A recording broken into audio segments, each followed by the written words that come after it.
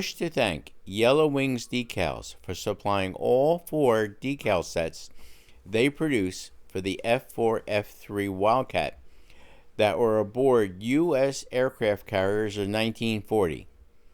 Please note that only 2 carriers were assigned the Wildcat with the yellow wings, the USS Wasp and the USS Ranger.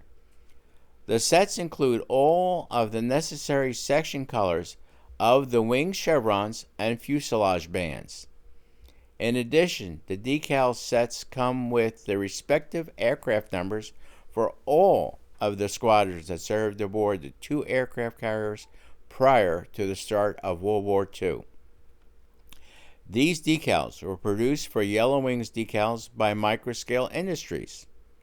Microscale makes very fine decals that are easy to use. As you will see later in this video, the decals slid off the backing paper very easily and were simple to apply to our 2 F4F-3 Wildcat builds. Walthers Solvaset was used to set the decals in place.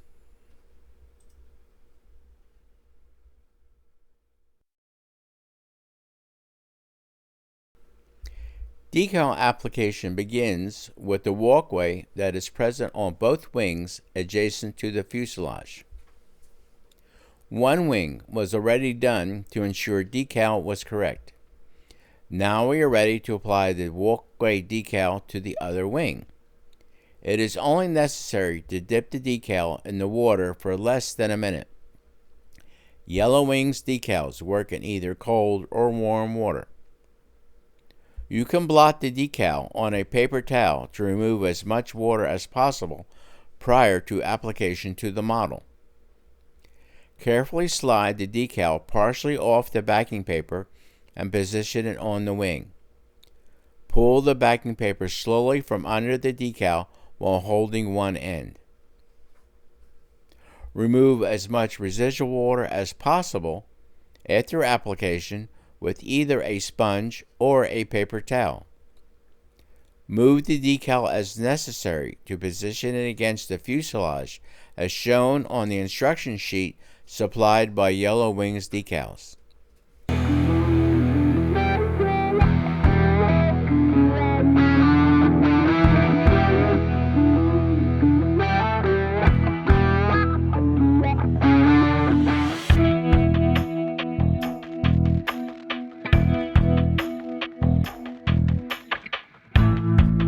After you are satisfied with the placement, use a decal setting solution of your choice to adhere the decal to the wing surface. We use Walthers Solvaset on the majority of decals we apply.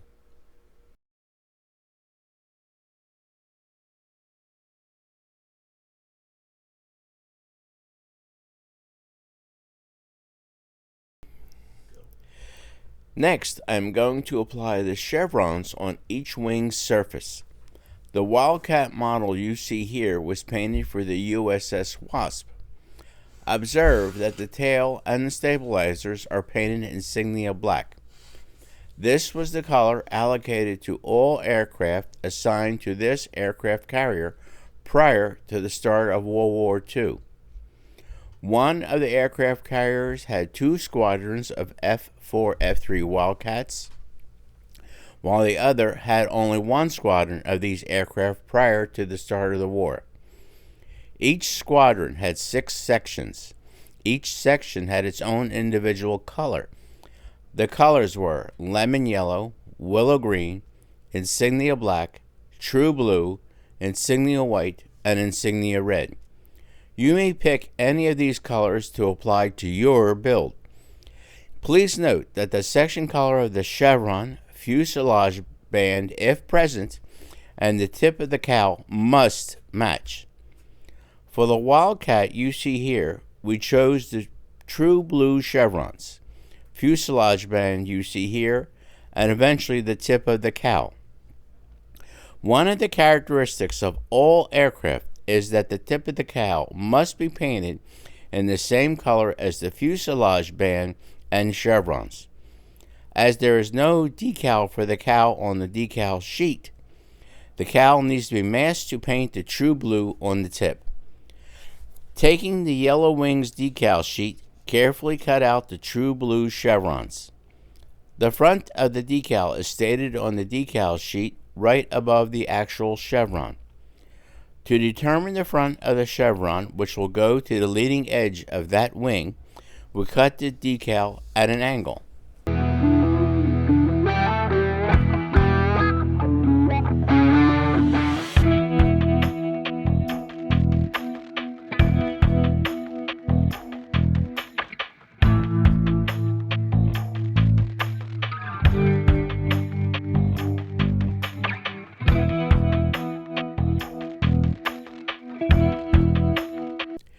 Repeating the procedure we used with the walkway, I dipped the cut chevron decal into the water for just under a minute. When you take the decal out of the water, remove as much of the excess water from the decal by blotting it on a paper towel.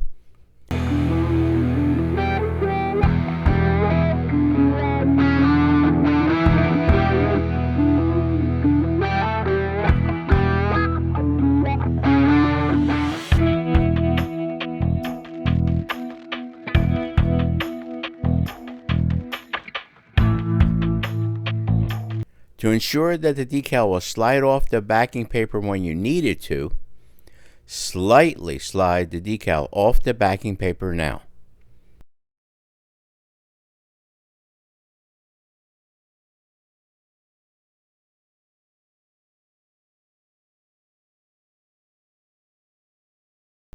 Apply to the wing surface. Slowly pull the backing paper out from under the decal while lightly holding one end. Now, position the decal on the wing surface to match both the leading edge and the back edge.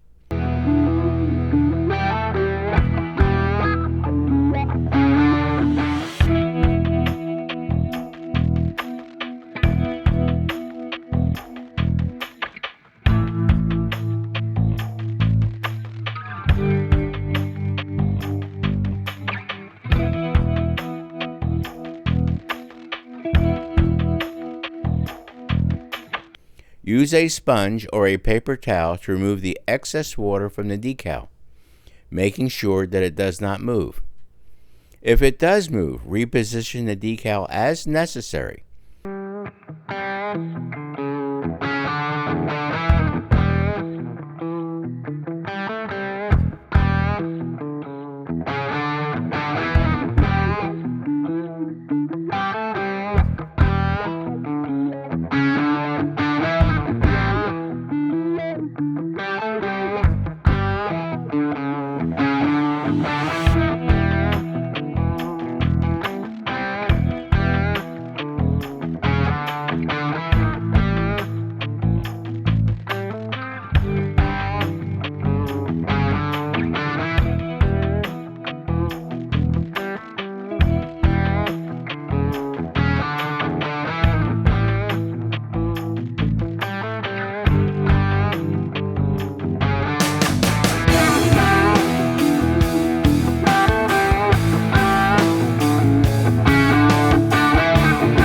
Next, apply the setting solution of your choice to the decal.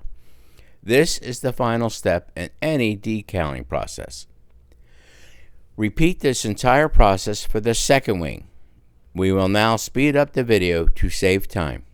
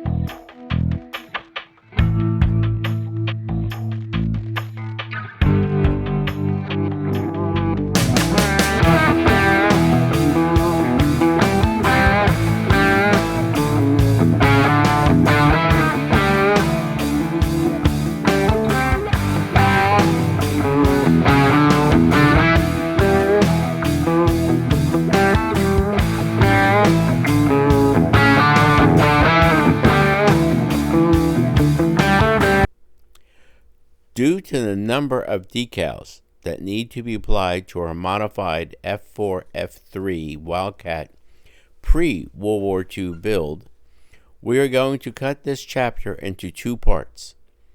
The second part will describe decaling the insignia on both sides of the wings, the fuselage band, and the number of the aircraft.